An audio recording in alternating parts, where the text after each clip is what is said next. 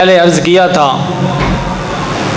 کہ یہ جو ان دنوں کے اندر ہم حضرت ابراہیم کا تذکرہ کرتے ہیں وہ برکت کے لیے، خیر کے لیے، ان کی یاد کو تازہ کرنے کے لیے کرتے ہیں، مگر نہ ان کی قربانیوں کا، ان کی سیرت کا علم ہمارے بچے بچے کو ہے۔ قربانی کرنا یہ حضرت ابراہیم علیہ السلام کی یادوں میں سے ایک یاد ہے جو اللہ تعالیٰ نے ہم میں باقی رکھی ہے۔ صحابہ اکرام نے جب پوچھا تھا کہ اے اللہ کے رسول، یہ جو ہم خون بہاتے ہیں، جانوروں کو ذبح کرتے ہیں، اس کا مقصد کیا ہے، اس کی حقیقت کیا ہے؟ تو نبی اکرم صلی اللہ علیہ وآلہ وسلم نے ارشاد فرمایا تھا کہ یہ تمہارے بابا ابراہیم کی سنت ہے، ان کا طریقہ ہے، ان کی یاد ہے۔ اب سوال یہ ہے کہ حضرت ابراہیم کا یہ طریقہ کیسے ہے؟ حضرت ابراہیم کو تو اللہ نے بیٹے کو ذبح کرنے کا حکم دیا تھا، ہم تو اپنے بیٹوں کو ذبح نہیں کرتے۔ تو عزیز دوستو، حضرت ابراہیم نے جس طرح ارادہ کر لیا تھا اپنے بیٹے کو ذبح کرنے کا، لیکن اللہ تعالیٰ نے بیٹے کو ذبح نہیں ہونے دیا اور اس مینڈے کو ذبح کروا کر بیٹے کے ذبح کرنے کا ثواب حضرت ابراہیم کو عطا فرمایا۔ اسی طرح ہم جو قربانی کرتے ہیں، اگر کوئی انسان قربانی کی شرائط پر پورا اترتا ہے تو اس کو بھی اتنا ہی ثواب ملے گا جتنا کہ یہ اپنا حقیقی بیٹا ذبح کر رہا ہے۔ حالانکہ کر ہم جانور رہے ہیں، لیکن نیت یہ ہوتی ہے کہ اگر ہمارے رب نے ہمیں بیٹے ذبح کرنے کا حکم دیا ہوتا تو ہم اپنے رب کی وہ بات بھی مانتے۔ سب سے پہلے نمبر پر میں نے یہ کچھ مسائل نکالے ہیں، پھر آپ کے اگر کوئی ذہن میں ہوا تو بعد میں پوچھ سکتے ہیں۔ قربانی کا نصاب، کون کون سی چیزیں انسان کے پاس ہوں تو قربانی دینی ہوتی ہے؟ زکوٰۃ کے اندر 4 چیزیں دیکھنی ہوتی ہیں۔ انسان کے پاس پیسے کتنے ہیں، نقدی مال و دولت کتنا ہے، یہ جو ہماری کرنسی چل رہی ہے، یہ ساتھ دیکھنا ہوتا ہے سونا چاندی کتنا ہے، اور ساتھ ضروریات سے زیادہ سامان اور مال تجارت، یہ 5 چیزیں دیکھنی ہوتی ہیں قربانی کے اندر۔ زکوٰۃ کے اندر جو ضرورت سے زائد سامان ہے اس کو نہیں دیکھنا۔ اب یہ جو 5 چیزیں ہیں، پیسے، سونا چاندی، مال تجارت اور ضروریات سے زیادہ سامان۔ ضروریات سے زیادہ سامان ہم نے وہ دیکھنا ہے جو پورا سال ہم استعمال نہیں کرتے۔ مثلا ایک عورت کو اس کے گھر والوں نے جہیز کے اندر لاکھوں کا سامان دے دیا، اب وہ سامان پڑا رہتا ہے، اس کے گھر میں اتنے زیادہ مہمان بھی نہیں آتے، کچھ چند کبھی مہمان آ گئے تو 2 چارپائیاں نکال لی، کچھ برتن نکال لیے، تو اب یہ سامان جو اس کو لاکھوں کا گھر والوں نے دیا ہے یہ ضرورت سے زائد ہے، یہ استعمال ہی نہیں ہو رہا۔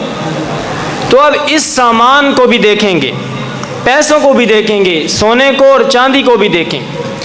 اب یہ ساری چیزیں ملا کر ان کی قیمت دیکھیں گے، اگر اس کی قیمت 52.5 تولے چاندی کی قیمت کے برابر بن جائے تو اس انسان پر قربانی ہوتی ہے۔ اس انسان پر کیا ہوتا ہے؟ قربانی۔ اگر یہ الگ الگ چیزیں ہیں، پھر اگر چاندی اس کے پاس 52.5 تولے ہے اور کوئی چیز نہیں ہے، پھر بھی اس پہ قربانی ہوگی، اور اگر 7.5 تولے سونا ہے اور کوئی چیز نہیں ہے پھر بھی قربانی ہوگی، اور اگر یہ ساری چیزیں ملا کر 52.5 تولے چاندی کی قیمت کے برابر بنتے ہیں، وہ جتنی بھی انسان ضرب لگا لیتا ہے آج کل کیا قیمت چل رہی ہے چاندی کی، تو اس انسان پر قربانی ہوتی ہے۔ دوسرے نمبر پر جو مسئلہ ہے وہ ہے قربانی کس بندے پر ہے۔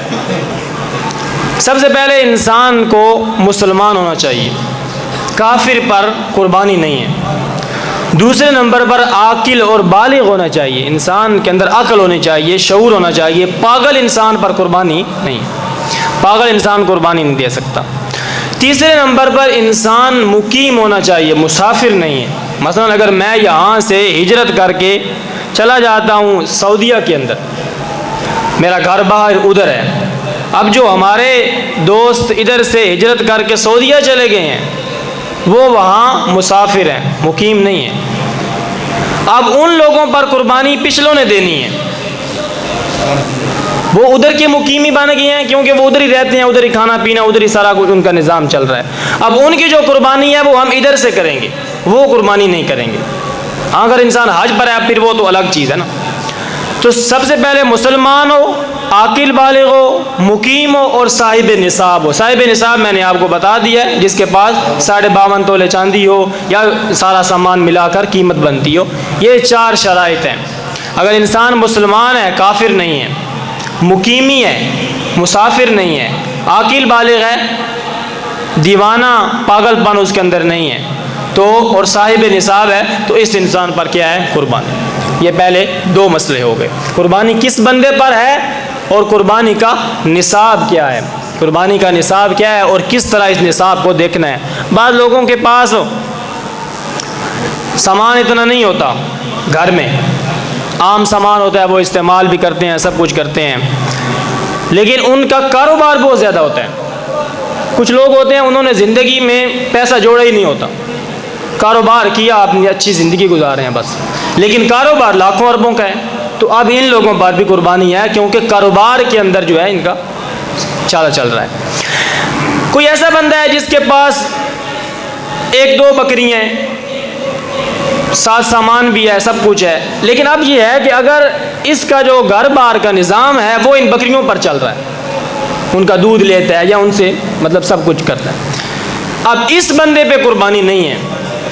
اگر یہ بکری ہی بیچ دے تو اس کا تو وہ سارا سسٹم ختم ہو گیا، یہ اپنا گھر کیسے چلائے؟ صحابہ کرام نبی کریم صلی اللہ علیہ وسلم کے پاس ایک صحابی آیا تو عرض کرنے لگا، اللہ کے رسول میرے پاس 1 بکری ہے، میں اسی سے دودھ نکالتا ہوں، میرا گھر کا سارا اخراجات اسی سے نکلتے ہیں، تو کیا میں قربانی کروں؟ میرا دل کرتا ہے کہ میں اپنے بابا ابراہیم علیہ السلام کی سنت پہ عمل کروں۔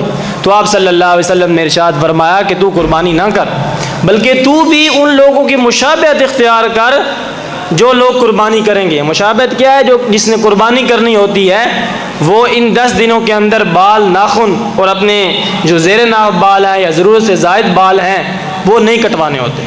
تو آپ نے فرمایا کہ آپ بھی ان بالوں کو، ان ناخنوں کو نہ کاٹ اور ان کی مشابہت اختیار کر، اللہ تعالیٰ آپ کو بھی قربانی کا ثواب۔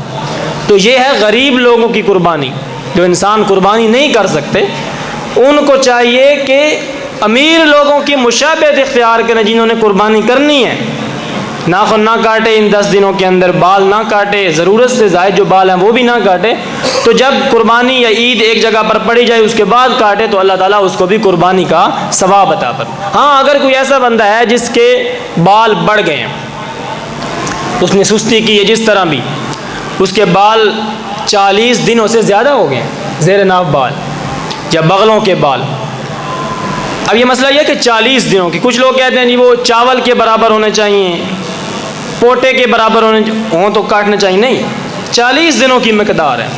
40 دن جب انسان پر گزر جائیں اور اس نے زیر ناف بال، جب بغلوں کے بال نہیں کاٹے تو وہ کاٹے گا، چاہے اس نے قربانی بھی کرنی ہو، چاہے اس نے قربانی بھی کرنی ہو، کیونکہ وہ ضروری ہے، اس کے بعد انسان گنہگار ہونا شروع ہو جاتا ہے۔ باقی کفر اسلام کا یہ مسئلہ نہیں، گنہگار ہوتا ہے انسان اگر 40 دنوں سے اوپر جو ہے وہ۔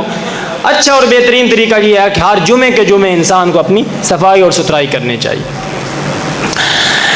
قربانی کے جو جانور ہوتے ہیں ان کی عمریں، دیکھیں 4 ہی جانور ہیں قربانی کے، اونٹ، گائے، بکری اور دمبا اور بھیڑ، وہ ایک ہی چیز ہے، گائے کے اندر پھر بھینس آ جاتی ہے۔ اونٹ کی جو عمر ہوتی ہے وہ 5 سال ہوتی ہے۔ جس اونٹ کی قربانی ہم نے دینی ہے اس کی عمر کتنی ہونی چاہیے؟ 5 سال۔ اگر 5 سال سے 1 دن بھی کم ہوا تو اس کی قربانی نہیں ہوگی۔ گائے کی جو عمر ہے یا بھینس کی جو عمر ہے، کٹے کی جو عمر ہے وہ 2 سال ہونی چاہیے۔ 2 سال سے، باقی دانتوں کا جو اعتبار ہوتا ہے نا وہ انسان کی تسلی کے لیے ہوتا ہے، کیونکہ وپاریوں پر انسان کو بھروسہ نہیں ہوتا، وہ جھوٹ بول کر بیچ دیتے۔ ہم نے دیکھنی ہے اس کی عمر، اگر 2 سال گزر گئے ہیں، بھائی دانت اس کے وہ دوندا شوندا ہوا ہے نہیں ہوا وہ چھوڑ دیں، وہ تو ہم اس لیے دیکھتے ہیں کیونکہ باہر سے جانور آیا ہوتا ہے. تو اگر ایک انسان نے خود جانور پالا ہے اور 2 سال گزر گئے ہیں، اس کی قربانی دے. اسی طرح بکری اور بھیڑ کے اندر وہ یہ ہے کہ 1 سال گزرا ہو پورا، 1 سال پورا گزرا ہو. اب جو دمبا ہے اس کے اندر یہ ہے کہ اگر وہ 6 مہینے کا بھی ہو اور 6 مہینے کا ہونے کے بعد وہ سال کا لگے، اتنا بڑا ہو کہ محسوس ہوتا ہو کہ یہ تو سال کا ہے، اس کی قربانی بھی ہو جاتی ہے. اگر وہ 6 مہینے کے بعد بھی چھوٹو سو چرکٹ سے ہے، اس کی قربانی نہیں لگی، وہ تو چھوٹا ہے، ایسے مریل بیمار ہے، اس کو بھی پھر سال کا ہونا اس کے لیے ضروری ہے. تو یہ ہیں عمریں. اونٹ کے اندر 5 سال، گائے کے اندر 2 سال، بکری بھیڑ کے اندر 1 سال. چوتھے نمبر پر ہے جانوروں کے اندر عیب اور عمر کا مسئلہ. یہ بڑا ضروری مسئلہ ہے، اکثر لوگ پوچھتے بھی ہیں. سب سے پہلے یہ سمجھ لیں کہ میں اس کو ختم کر دیتا ہوں کہ سینگ، باقی میں بتاتا ہوں. پہلے نمبر پر سینگ کا مسئلہ سمجھ لیں. اگر ایک جانور کا سینگ تھوڑا سا ٹوٹ جاتا ہے یا 3 حصے ٹوٹ جاتا ہے یا سارا ہی نکل جاتا ہے، اب اس جانور کو آپ قربانی دے سکتے ہیں. اس کی وجہ یہ ہے کہ سینگ کا جانور کے اندر ہونا یہ اس کی حقیقت نہیں ہے. آپ نے دیکھے ہوں کہ کچھ جانور ہوتے ہیں ان کے سینگ ہوتے ہی نہیں ہیں، ان کے سینگ ہوتے ہی نہیں. اگر ایک جانور کا ایک سینگ ٹوٹ گیا ہے تو آپ اس کا دوسرا بھی نکلوا دیں، ختم ہو جائے. البتہ اگر سینگ کے ٹوٹنے کی وجہ سے اس کے دماغ کو مسئلہ ہو گیا، کیڑے پڑ گئے یا ویسے وہ پاگل پن اس کے اندر آ گیا، پھر قربانی نہیں ہوگی. سینگ کا مسئلہ یہ ہے کہ سینگ کے ٹوٹنے سے عیب پیدا نہیں ہوتا، کیونکہ سینگ کچھ جانوروں میں ہوتا ہے اور کچھ جانوروں میں ہوتا ہی نہیں ہے. اس کے علاوہ جتنی چیزیں ہیں جانوروں کی، ان کی ٹانگیں، ان کے ناک، ان کے کان، ان کی آنکھیں، ان کی دم، ان کے اندر علماء تو یہ کہتے ہیں کہ وہ آدھا ٹوٹا ہونا چاہیے تو پھر قربانی نہیں لگتا، یا تھوڑا سا یا زیادہ. دیکھیں ان چیزوں کے اندر اگر کان تھوڑا سا بھی ٹوٹا ہوا ہے تو اس کے اندر عیب پیدا ہو گیا. اگر اس کی آنکھ کا تھوڑا سا حصہ بھی خراب ہے، ایک آنکھ اس کی نابینا ہے، ایک سے ٹھیک ہے، پھر بھی عیب ہے. تو باقی جو چیزیں ہیں ان کے اندر اگر تھوڑا سا بھی مسئلہ ہے اور ان چیزوں کی وجہ سے جانور کی قیمت کم ہو جاتی ہے. یہ بہت آسان سا قانون ہے کہ جس چیز کی وجہ سے جانور کی قیمت کم ہو جائے وہ عیب شمار ہوتا ہے. مثلا ایک تھن خراب ہے، اس کی قیمت کم ہو جاتی ہے. ایک آنکھ سے وہ کانا ہے، اس کی قیمت کم ہو جاتی ہے. اس کے علاوہ اگر اس کا ایک کان کٹا ہوا ہے، اس کی قیمت کم ہو جاتی ہے. یہ عیب ہے. جس چیز کی وجہ سے اس کی قیمت کم ہو جائے وہ عیب شمار ہوتا ہے. اب یہ ہر انسان کو پتہ ہے.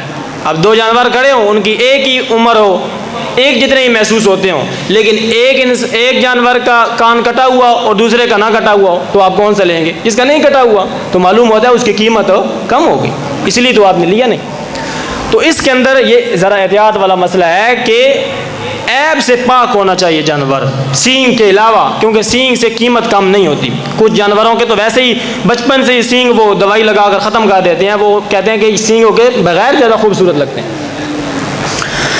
عمر کا مسئلہ، اگر جانور بہت زیادہ بوڑھا ہو گیا ہے، اتنا بوڑھا ہو گیا ہے کہ اس سے صحیح چلا بھی نہیں جا رہا، اب دیکھا جائے تو اس کی قربانی تو لگ سکتی ہے، لیکن بوڑھاپا عیب ہے، زیادہ بوڑھا ہونا عیب ہے. اب علماء کہتے ہیں کہ وہ اگر اتنا بوڑھا ہے کہ وہ چل کر قربان گاہ کی طرف نہیں جا سکتا تو پھر تو قربانی نہیں لگتی. اگر چل کر قربان گاہ کی طرف چلا جاتا ہے تو پھر قربانی لگ جاتی ہے. نہیں، دیکھیں یہ جو جٹ لوگ ہوتے ہیں یہ تو گھسیٹ کر بھی لے جاتے ہیں قربان گاہ کی طرف.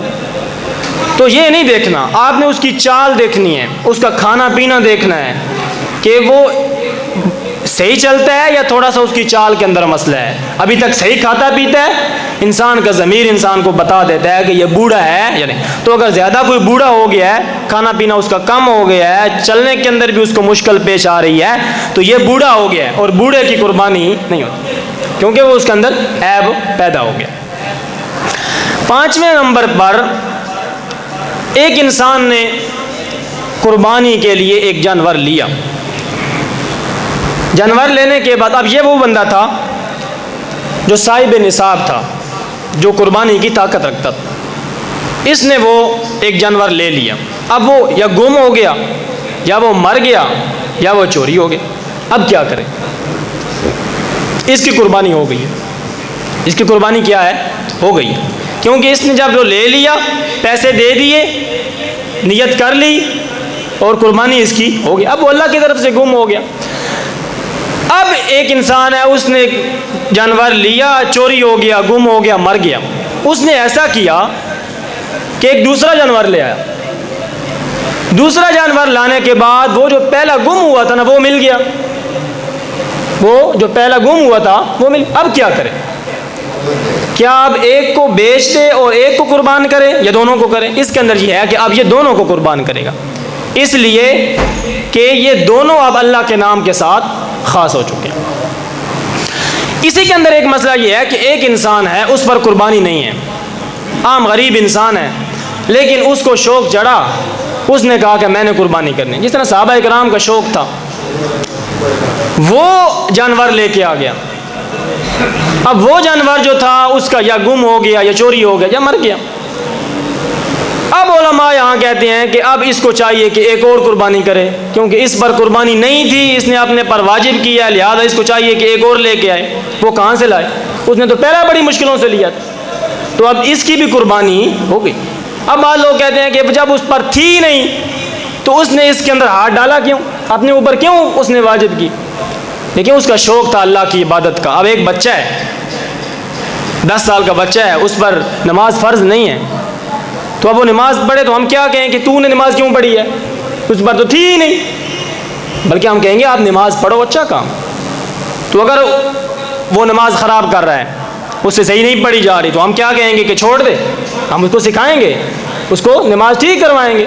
تو ایک انسان پر اگر قربانی نہیں ہے، وہ قربانی کا جانور لے آتا ہے، پھر وہ جانور مر جاتا ہے، یا چوری ہو جاتا ہے، گم ہو جاتا ہے، تو اس کو اب دوسرا جانور لینے کی ضرورت ہو نہیں. اس کے پاس پیسے ہی اتنے تھے، وہ بیچارہ لے آیا، اس کی بھی قربانی ہو گئی. چھٹے نمبر پر مسئلہ ہے حاملہ جانور کا. ایک بچڑی تھی یا ایک بھینس کا وہ بچی تھی، تو وہ حاملہ تھی، آپ کو پتا تھا حاملہ. زیادہ علماء یہ فرماتے ہیں کہ اس کی قربانی نہ کی جائے. اس کی قربانی اگر وہ شروع کے دنوں کے اندر ہے یا بعد میں یا آخر میں، تو قربانی نہ کی.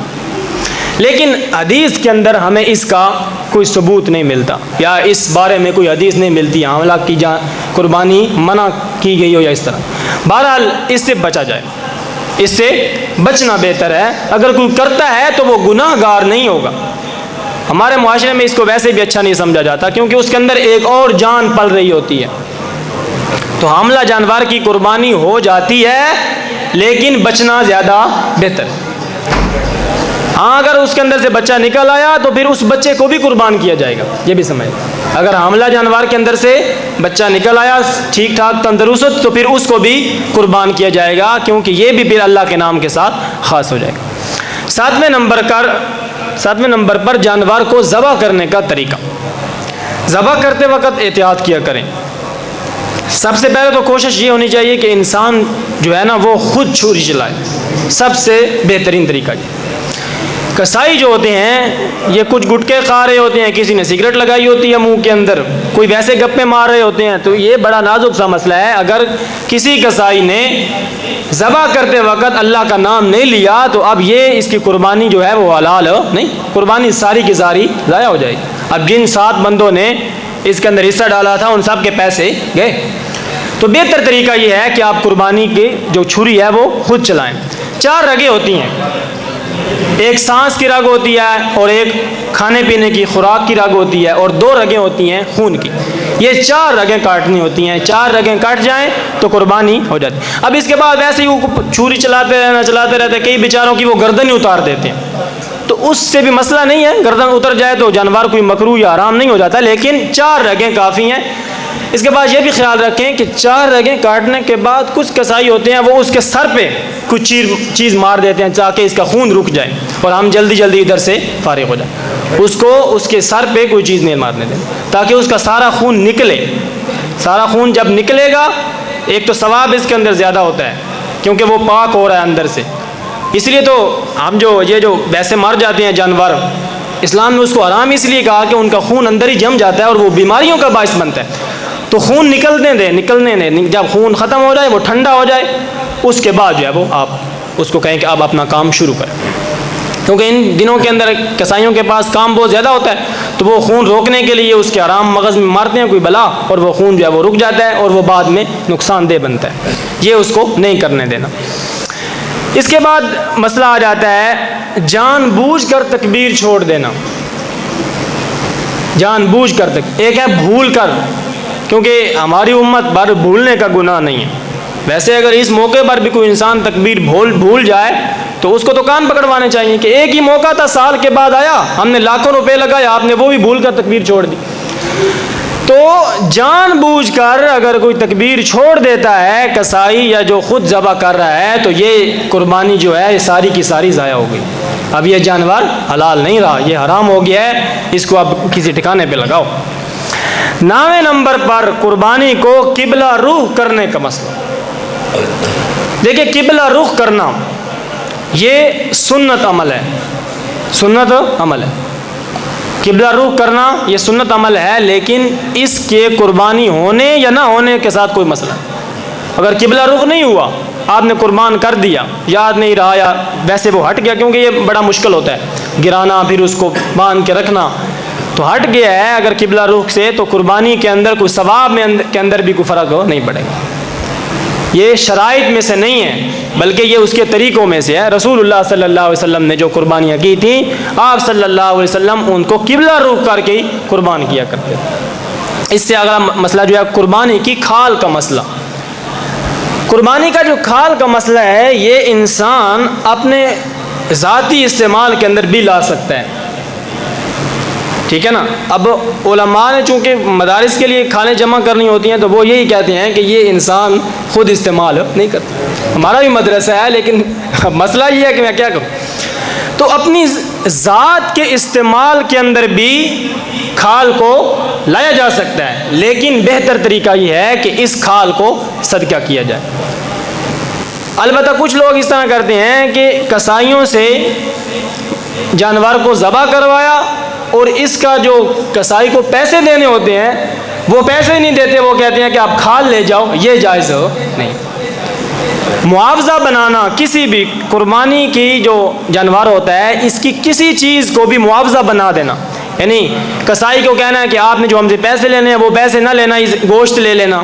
پیسے جو لینے ہیں وہ پیسے نہ لینا، بلکہ اس کی جو سنگلی ہے، یہ جو اس کی مورک ڈلی ہوئی تھی، یا یہ جو چیزیں ہیں اس کے جو پائش آئے ہیں، یہ آپ لے جانا.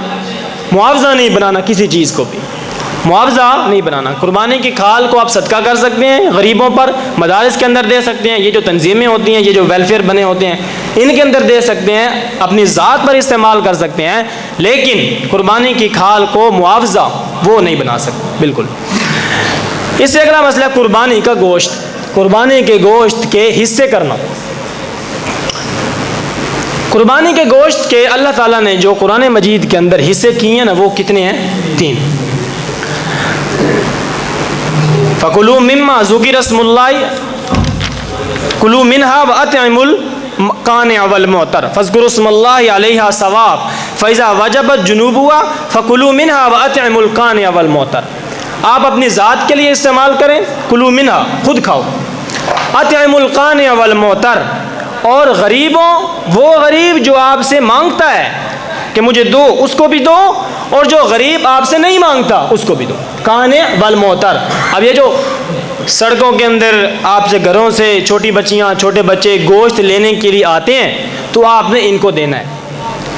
اب یہ حکم جو ہے نا کہ ان کو دو 3 حصے کیے قرآن مجید نے، اپنے رشتہ داروں کو دو، غریبوں کو دو، مسکینوں کو دو، خود کھاؤ. یہ جو حصے کیے ہیں یہ وجوبی نہیں ہے، یہ سمجھ لیں. یہ نہیں ہے کہ ایسا کرنا واجب ہے، اگر ایسا نہ کیا تو آپ گناہ گار ہوں گے، ایسا نہیں. انسان سارا گوشت خود بھی کھا سکتا ہے، لیکن یہ کوئی انسانیت نہیں ہے کہ آپ پورا سال بھی کھاؤ، سال کے بعد جب آپ نے اللہ کے نام پر جانور قربان کیا تو آپ سارا گوشت اپنی فریزر بھر لیں. ایسا نہیں. اس کے اندر آپ نے ایسا کرنا ہے کہ کوشش کرنی ہے تھوڑا خود کھاؤ. آپ تو سارا کھا، جو انسان قربانی کر سکتا ہے وہ اس کے حالات اچھے ہوتے ہیں، تو جب آپ صاحب نصاب ہو، آپ کے پاس اللہ تعالیٰ نے آپ کو مال و دولت دیا ہے، آپ زیادہ سے زیادہ کوشش یہ کریں کہ آپ غریبوں کو عطا کریں. اپنے سب سے پہلے قریبی رشتہ داروں کو دیں، ان کے گھر میں بھیجیں جو غریب ہیں، اور اس کے بعد جو غریب لوگ ہیں، مسکین ہیں، جو نہیں کھا سکتے، ان کو دیں. اب کہتے ہیں وہ جو جمع کرنے والے ہوتے ہیں وہ تو ہم سے زیادہ جمع کر لیتے ہیں. اب ظاہری بات ہے، ایک بچہ ہے چھوٹا سا، اس نے مجھ سے بھی لیا، آپ سے بھی لیا، ادھر سے بھی لیا، 50 گھروں سے اس نے کلو کلو لے لیا، وہ 50 کلو تو ہو گیا، تو وہ تو اس کے پاس تو بہت زیادہ ہو گیا. لیکن نہیں، ہم نے پھر بھی اس کو دینا ہے. وہ 50 کلو کتنے دن کھائے گا؟ پھر پورا سال اس نے بیچارے نے نہیں کھانا. تو آپ نے ان غریبوں کو زیادہ سے زیادہ دینا ہے تاکہ آپ کو ثواب زیادہ سے زیادہ ملے. وگرنہ اجازت دی ہے ہمیں شریعت نے کہ آپ اپنے پاس خود بھی رکھ سکتے ہو، سارا تقسیم بھی کر سکتے ہو، لیکن بہتر طریقہ یہ ہے کہ تھوڑا سا خود کھایا جائے اور باقی جو ہے وہ غریبوں میں تقسیم کیا جائے. اس سے آگے، کیا غیر مسلم کو قربانی کا گوشت دے سکتے ہیں یا نہیں؟ جو مسلمان نہیں ہے اس کو آپ قربانی کا گوشت دے سکتے ہیں یا نہیں؟ دیکھیں، نبی کریم صلی اللہ علیہ وآلہ وسلم نے غریبوں کے ساتھ، مسکینوں کے ساتھ جو برتاؤ کیا ہے اس کے اندر بغیر تفریق کیا ہے. یہ عیسائی ہے، یہودی ہے، مشرک ہے، ہندو ہے، کوئی تفریق نہیں ہے.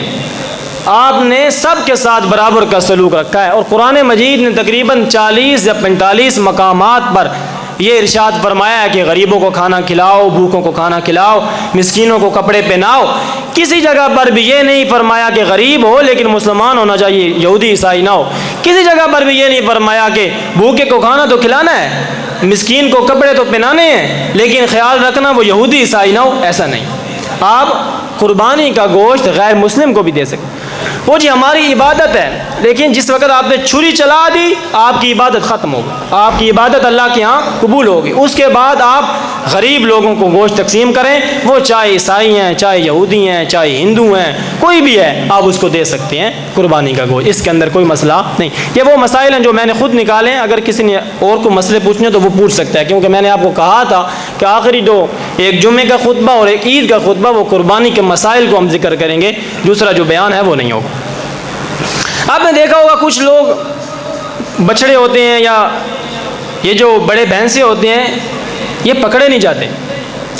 پھر جب نہ پکڑے جائیں تو ان کو پکڑنے کے لیے پہلے بھی ایک مرتبہ یہ واقعہ ہوا تھا، گولی مار دیتے ہیں. کیا کرتے ہیں؟ گولی مار. اب گولی جب مار دی، گولی سے اب وہ جانور اگر تو ہو گیا ہلاک، پھر آپ کی قربانی ضائع ہو جائے گی. اگر گولی ماری اور مارتے ہی آپ نے تکبیر پڑھ دی اور اس کو ذبح کر دیا تو پھر یہ آپ کے لیے جائز ہو جائے گا. اس کو گرانے کا کوئی اور طریقہ ہی نہیں تھا. 1-2 دن گزر کے وہ نہ پکڑا جا رہا ہے، آگے سے وہ مارتا ہے، نقصان دیتا ہے. تو اس کو اگر اس طریقے سے گولی مار کر یا کوئی بڑی لکڑی مار کر گرانا اور پھر جلدی سے ذبح کر دینا، اس کے اندر اگر کوئی اور راستہ نہ ہو تو یہ بھی ہم کر سکتے ہیں. اگر وہ اس سے مر جاتا ہے تو پھر مسئلہ بنے گا وہ حلال نہیں ہوگا، وہ حرام ہو جائے گا، کیونکہ ایک تو تکبیر نہیں پڑی ہوتی، دوسرے نمبر پر گولی سے اتنا خون نہیں بہتا جتنا خون ذبح کرنے سے بہتا ہے. بال اور ناخن کاٹنا، یہ میں نے پہلے بیان بھی کر دیا ہے کہ جس نے قربانی کرنی ہے وہ، یہ مسئلہ تو پچھلے جمعے پر بیان کرنا تھا، بھول گیا. یہ اگر جس نے قربانی کرنی ہے یا نہیں بھی کرنی تو وہ قربانی کرنے تک اپنے بال اور ناخن نہ کاٹے. اس کے اندر ثواب زیادہ ملتا ہے، لیکن یہ بھی کوئی وجوبی مسئلہ نہیں ہے کہ یہ کرنا ضروری ہے، ثواب زیادہ ملتا ہے. میں نے یہ بتایا آپ کو کہ اگر کسی انسان نے 40 دنوں سے اس کی صفائی نہیں ہوئی، بال اس کے بڑے ہو گئے ہیں، تو وہ قربانی اس نے کرنی ہو یا کرنی ہو وہ اپنے بال کاٹ لے، کیونکہ وہ گناہ گار ہو رہا ہے. وگرنہ اچھا طریقہ یہ ہے کہ رسول اللہ کا بھی یہی طریقہ تھا اور صحابہ اکرام کو بھی آپ یہی فرماتے تھے کہ ان 10 دنوں کے اندر اپنی مونچھوں کو نہ کاٹو، اپنے بالوں کو نہ کاٹو، اپنی کھال سے کوئی بال نہ اتارو اور اپنے ناخنوں کو بھی نہ کاٹو. قربانی کرنے کے بعد یہ سارے کام آپ نے کرنے. یہ پہلے گزر چکا. 9 ذی الحجہ کا جو روزہ ہے اس کی زیادہ فضیلت ہے، وہ آپ نے کوشش کرنا ہے، رکھنا ہے. نبی اکرم صلی اللہ علیہ وسلم نے ارشاد فرمایا کہ یہ 1 سال پچھلے اور 1 سال اگلے گناہوں کا کفارہ بن جاتا ہے. اب جس انسان نے 9 ذی الحجہ کا روزہ رکھا تو اب یہ سمجھ لیں کہ اس کے اگلے 1 سال زندہ رہنے کی اس کو ضمانت مل گئی، کیونکہ اگلے سال گناہ کرے گا تبھی تو کفارہ بنے گا نا. تو اگلے سال 1 سال اگلے اور 1 سال پچھلے گناہوں کا یہ کفارہ بن جاتا ہے. تو آپ نے کوشش کرنی ہے کہ یوم عرفہ کا روزہ رکھنا ہے، بہت زیادہ ثواب ہے اس کا. قربانی سنت ہے یا واجب ہے؟ یہ جو ہمارے بھائی اہل حدیث ہیں ان کے اندر اور دوسروں کے اندر اختلاف چلتا رہتا ہے. دیکھیں جی، قربانی سنت ہو یا واجب ہو، قربانی جس انسان پہ آ گئی وہ صاحب نصاب بن گیا، اب چاہے سنت سمجھے یا واجب سمجھے، اگر وہ نہیں کرے گا تو گناہ گار ہوگا. وہ نہیں کرے گا تو گناہ گار ہوگا، چاہے وہ سنت سمجھ رہا ہے چاہے وہ واجب سمجھ رہا ہے. کیونکہ رسول اللہ صلی اللہ علیہ وسلم نے ارشاد فرمایا من وجد سعة فلا یضحن، کہ جس انسان نے صحت پائی، جس کے پاس مال و دولت تھا، وہ صاحب نصاب ہوا، اس کے پاس اللہ تعالیٰ نے اس کو دولت دی، اس کے بعد اس نے قربانی نہ کی تو وہ ہماری قربان گاہوں کے اور عیدگاہوں کے قریب بھی نہ آئے. تو یہ بہت بڑی وعید ہے کہ وہ ہماری عیدوں کے قریب نہ آئے، عیدگاہوں کے قریب نہ آئے. تو جس پر قربانی ہے اس نے قربانی کرنی ہے، اگر وہ نہیں کر رہا تو وہ کیا ہو رہا ہے؟ گناہ گار ہو رہا ہے. ایک خاندان میں کتنی قربانیاں کی جائیں، یہ بھی بڑا اہم مسئلہ ہے. کہ ایک خاندان کے اندر اب یہ ہے کہ ایک باپ ہے، اس کے 3 بیٹے ہیں، باپ بھی کماتا ہے 3 بیٹے بھی کماتے ہیں، باپ کے پاس بھی بہت سارا مال ہے، 3 بیٹوں کے پاس بھی بہت زیادہ مال ہے. اب کیا کیا جائے؟ اب کیا ایک قربانی دی جائے یا یہ سارے الگ الگ دیں گے؟ دیکھیے رسول اللہ نے ارشاد فرمایا کہ جس انسان پر قربانی واجب ہو گئی، یعنی جو انسان صاحب نصاب ہو گیا، اب جو ہوا، چاہے وہ بیٹے ہو گئے، چاہے وہ باپ ہو گیا، چاہے وہ کچھ لڑکیاں ہوں گی، کچھ لڑکیاں ہوتی ہیں ان کو وراثت مل جاتی ہے پیچھے سے اور پھر ان کے پاس بہت زیادہ مال ہوتا ہے. تو جس پر، چاہے وہ باپ ہو، اس کے بیٹے ہوں، کوئی بھی ہو، جس پر قربانی آ گئی اس نے اپنی الگ الگ قربانی دینی. صحابہ اکرام کے زمانے میں چونکہ صحابہ اکرام کے مال و دولت اتنا زیادہ نہیں ہوتا تھا تو وہ ایک خاندان کے اندر ایک ہی قربانی کیا کرتے تھے. لیکن مسئلہ یہ ہے کہ اگر باپ الگ کما رہا ہے، بیٹا الگ کما رہا ہے اور بہت زیادہ مال و دولت ہے تو پھر ان کو چاہیے کہ یہ اپنی الگ الگ قربانی کریں، ایک بندہ قربانی نہ کرے. ایک انسان کے اوپر قرض ہے، وہ مقروض ہے، لیکن اب یہ ہے کہ اس کا کاروبار بہت زیادہ ہے. کیونکہ کاروباری جو لوگ ہوتے ہیں یہ اکثر مقروض بھی ہوتے ہیں اور یہ قرض خواہ بھی ہوتے ہیں. انہوں نے قرض آگے دیا بھی ہوتا ہے اور لوگوں سے قرض لیا بھی ہوتی ہے. کاروبار چیز ہی ایسی ہے. اب اس نے یہ دیکھنا ہے کہ جو اس نے قرض دینا ہے وہ کتنا ہے اور جو قرض لینا ہے وہ کتنا ہے. اگر اس کے اوپر قرض ہے مثلا 50 لاکھ اس نے لوگوں کا قرض دینا ہے، لیکن جو اس نے قرض لینا ہے وہ 1 کروڑ کے برابر ہے، اب یہ قربانی کرے گا. اب کیا ہے؟ قربانی کرے گا، کیونکہ اوپر والا جو 50 لاکھ ہے وہ تو اس کا اپنا ہے نا، وہ تو لوگوں کا نہیں ہے. البتہ یہ بات الگ ہے کہ جو ایک بار پیسے کسی کو دیے جائیں تو وہ بھول جاؤ، وہ ملتے نہیں، وہ بڑے مشکلوں سے ملتے ہیں. تو یہ بھی آپ نے خیال رکھنا ہے کہ میں نے کن لوگوں کو قرض دیا ہے، وہ واپس کرنے والے ہیں. اگر ایسا محسوس ہو رہا ہے کہ وہ واپس ہی نہیں کریں گے، بھول جائے. کچھ لوگ ہوتے ہیں بندہ ان کے پیچھے لگا رہتا ہے وہ نہیں دیتے، آخر میں انسان کہتا ہے دفع کرو، آخرت میں اسے حساب لوں گا. تو ایسے جو لوگ ہیں، اگر ایسے لوگوں کو آپ نے قرض دیا وہ جو واپس ہی نہیں کریں گے تو پھر آپ پر قربانی نہیں ہے. پھر وہ آپ کا 50 ادھر مائنس ہو گیا، 50 ادھر چلا گیا، برابر ہو، تو پھر اس پر قربانی نہیں ہے. وہ آپ نے دیکھنا ہے کہ قرض میں نے دیا ہوا کتنا ہے اور قرض میں نے لینا کتنا ہے. اس طرح یہ نہیں ہے کہ آپ کے پاس مال و دولت ہے ہی نہیں، آپ پر قربانی بھی نہیں ہے اور آپ قرضے لے کر قربانی کریں کہ میں قرضہ لے لیتا ہوں قربانی کر لیتا ہوں. یہ جائز نہیں. یہ تو اپنے آپ پر اس چیز کو مسلط کرنے کے برابر ہے کہ آپ کو اللہ تعالیٰ نے جب کہا ہے کہ آسانی دیا ہے کہ ٹھیک ہے آپ کے پاس حالات نہیں اپنا کرو، لیکن قرض لے کر پھر کرنا یہ اپنے آپ کے ساتھ زیادتی ہے. لا یکلف اللہ نفسا، وقت ہو تو نہیں گیا، لا یکلف اللہ نفسا الا وسعها.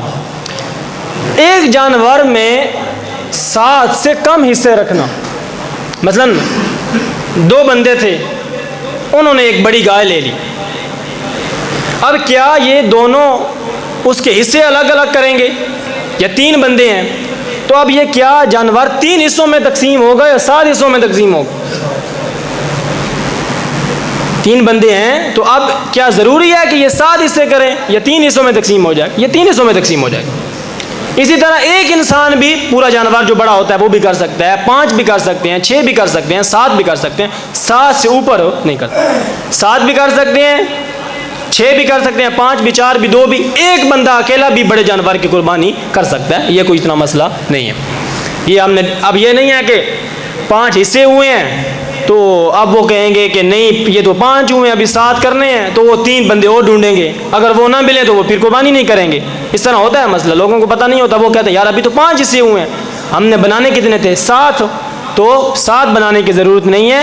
اگر نہیں مل رہے باقی 2 حصے, تو آپ یہ جانور 5 لوگوں کے اندر ہی تقسیم کر دیں اور اس کو ذبح کر دیں.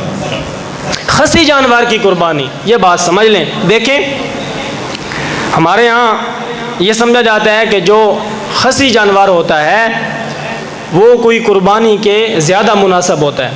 اکثر لوگ کرتے بھی اس طرح, بکرا لیا, بکرے کو لے کر اس کو خصی کر دی. اسی طرح بڑے جانور تو بہت کم ہوتے ہیں خصی. لیکن خصی جانور کے بارے میں مسلم شریف کے اندر ایک حدیث ہے. اسی طرح ابو داود کے اندر جو حدیث ہے وہ پیش کی جاتی ہے کہ رسول اللہ صلی اللہ علیہ وسلم نے بلکہ ارشاد نہیں فرمایا, رسول اللہ صلی اللہ علیہ وسلم نے 2 بکرے لیے چتکبرے اور ان کو ذبح کیا, حالانکہ وہ خصی تھے, حالانکہ وہ کیا تھے, خصی تھے. لیکن یہ جو روایت ہے, یہی روایت مسلم شریف کے اندر موجود ہے. ادھر یہ الفاظ ہے, رسول اللہ صلی اللہ علیہ وسلم نے 2 چتکبرے بکرے لیے, ان کو ذبح کیا. خصی کرنے کے الفاظ مسلم شریف کے اندر نہیں ہیں. سمجھ لیں, جو مسلم شریف والی حدیث ہے وہ درست ہے, اور جو ابو داود شریف والی حدیث ہے وہ درست نہیں ہے. اور جو خصی کے الفاظ ہیں وہ ابو داود کے اندر ہے, مسلم کے اندر نہیں ہے. پھر سمجھیں, 2 حدیثیں ہیں. ایک مسلم شریف کے اندر حدیث ہے جو درست ہے, وہ محدثین کی نظر میں بالکل ٹھیک حدیث ہے. اس کے اندر رسول اللہ صلی اللہ علیہ وسلم نے 2 چتکبرے بکرے ذبح کیے, بس اتنا ہی ہے, خصی کے الفاظ نہیں. ابو داود کے اندر جو حدیث ہے یہ محدثین کی نظر میں کمزور ہے, اور اس کے اندر یہ ہے کہ رسول اللہ صلی اللہ علیہ وسلم نے 2 چتکبرے بکرے ذبح کیے اور وہ خصی تھے. اب یہ حدیث ضعیف ہے. ہمارے لوگ یہ سمجھتے ہیں کہ خصی کر دینا یہ اچھی علامت ہے, حالانکہ اچھی علامت نہیں ہے. اس سے بکرا موٹا تازہ ہو جاتا ہے, اس سے وہ جو بدبو سمیل آ رہی ہوتی ہے وہ تو ختم ہو جاتی ہے, لیکن یہ اللہ تعالیٰ کی تخلیق کو بدلنا ہے. اللہ تعالیٰ کی تخلیق کو بدلنا ہے. وہ جو جس طرح تھا آپ اسی کو رہنے دے نا. اللہ کی تخلیق کو بدلنا, فَلَا يُغَيِّرُنَّ خَلْقَ اللَّهِ, شیطان نے کہا تھا نا میں ان کو ابھاروں گا, یہ اللہ کی تخلیق کو بدلیں گے. تو آپ نے اللہ کی تخلیق کو بدلنا نہیں ہے. خصی جانور کی قربانی سے بچنا ہے. اگرچہ ہمارے زیادہ علماء, ہمارے اساتذہ بھی, لیکن میں نے اس کے بارے میں بہت زیادہ دیکھا ہے, خصی جانور کی قربانی سے آپ نے کیا کرنا ہے, بچنا ہے. پتہ نہیں ہمارے مفتی صاحب بھی مجھ سے اختلاف کریں گے, لیکن آپ دیکھیں نا کہ جس حدیث کے اندر ذکر ہے کہ رسول اللہ صلی اللہ علیہ وسلم نے 2 بکروں کی قربانی کی, چتکبروں کی, یہ حدیث درست ہے. اس کے اندر خصی کے الفاظ نہیں ہے, یہ مسلم شریف کی حدیث ہے. اور دوسری حدیث جس کے اندر خصی کے الفاظ ہیں وہ حدیث محدثین کی نظر میں کمزور ہے. تو اب نتیجہ یہ نکلا کہ آپ نے خصی جانور کی قربانی سے بچنا ہے, کیونکہ میری نظر میں یہ عیب ہے. دیکھیں اگر یہی کام ایک انسان کے ساتھ کیا جائے تو یہ اس کے اندر عیب ہے یا نہیں ہے نا, وہ اولاد ہی نہیں پیدا کر سکتا. تو اسی طرح جس طرح یہ انسان کے اندر عیب ہے, اسی طرح یہ جانور کے اندر بھی عیب ہے. وہ اس جو ان کا تولید والا سسٹم ہوتا ہے وہ سارا ختم ہو جاتا ہے. البتہ یہ بات ضرور ہے کہ اس سے وہ موٹا تازہ ہو جائے گا, سمیل ختم ہو جائے گی, لیکن آپ نے کوشش کرنی ہے کہ خصی جانور کی قربانی سے بچنے کی کوشش کرنی ہے. وقت بتاتے رہنا, میرے سامنے ہو گیا. چلیں 1-2 مسئلے رہتے تھے, وہ پھر عید پر انشاءاللہ. اللہ تعالیٰ سے دعا ہے کہ عمل کرنے کے.